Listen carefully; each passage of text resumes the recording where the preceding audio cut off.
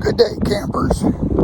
Today we're going to be installing a King roof mount quick disconnect antenna mount. First thing we need to do is assemble the mount.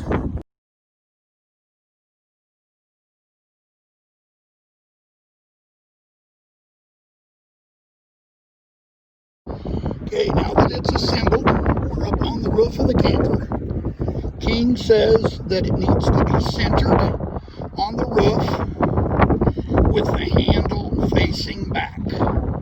So what I've done is I've measured from each side on the front of the mount and at the rear of the mount to make sure that it's straight. I marked the edges so that it stayed straight, and I've drilled 9 holes for a number 10 3/4 inch long wood screw. Next thing we're going to do is put a little caulking around the holes and mount the mount to the roof. Okay, we've drilled our holes.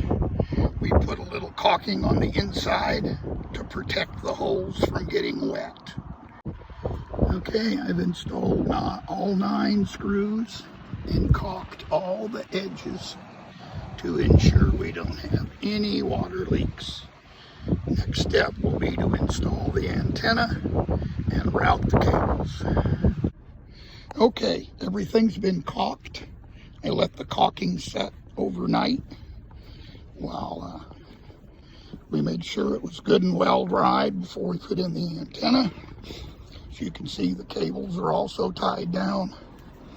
And this is a King roof access cover plate.